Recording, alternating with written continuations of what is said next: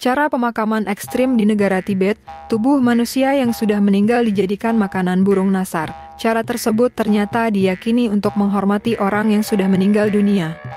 Prosesi pemakaman di seluruh dunia telah menghabiskan banyak lahan tanah. Bukan hanya itu, tetapi juga banyak pohon yang habis digunakan untuk peti mati atau papan pemakaman. Hal ini membuat sebagian orang mencari cara ramah lingkungan untuk menyediakan tempat peristirahatan terakhir bagi orang yang telah meninggal. Salah satu solusi pemakaman modern adalah metode yang dapat membuat jenazah berubah menjadi kompos atau larut dalam tanah. Namun, tidak semua solusi ramah lingkungan baru. Manusia telah melihat bahwa beberapa hewan karnivora bersayap dapat menjadi sarana untuk menghormati dan membuang orang yang sudah meninggal dunia. Praktik ini, yang sudah berusia 11.000 tahun, dikenal sebagai pemakaman langit. Pemakaman langit, juga dikenal sebagai pemakaman surgawi, adalah praktik pemakaman umat Buddha yang umum dilakukan di wilayah Himalaya, seperti Tibet dan Mongolia. Proses ini biasanya dilakukan beberapa hari setelah kematian, karena jenazah dan alat upacara perlu disiapkan terlebih dahulu. Setelah persiapan selesai, jenazah dibawa jauh ke pegunungan ke tempat pemakaman surgawi. Di sana, asap dibakar untuk menarik perhatian burung karnivora seperti kondo dan burung nasar yang memakan bangkai.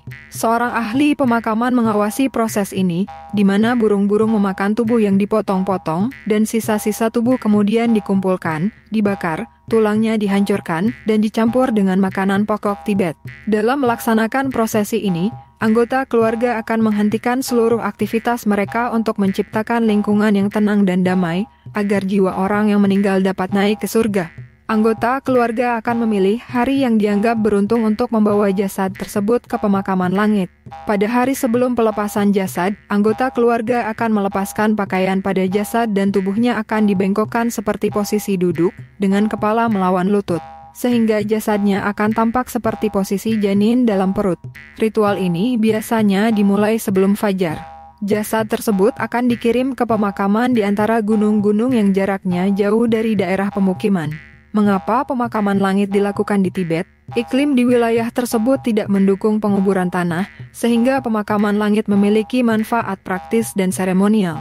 Orang Tibet percaya bahwa jiwa dibebaskan setelah kematian, dan bentuk fisik tidak lagi diperlukan. Praktek pemakaman langit erat kaitannya dengan filsafat Buddha di Tibet. Orang Tibet percaya bahwa burung nasar yang datang dan memakan jasad menandakan orang yang telah meninggal tersebut tidak memiliki dosa dan jiwanya telah pergi dengan damai ke surga.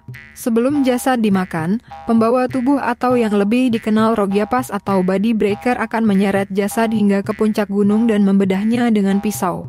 Tubuh jasad akan dipotong-potong dan tulangnya akan dihancurkan menjadi potongan-potongan kecil. Pemakaman langit juga menunjukkan hubungan positif budaya Tibet dengan alam.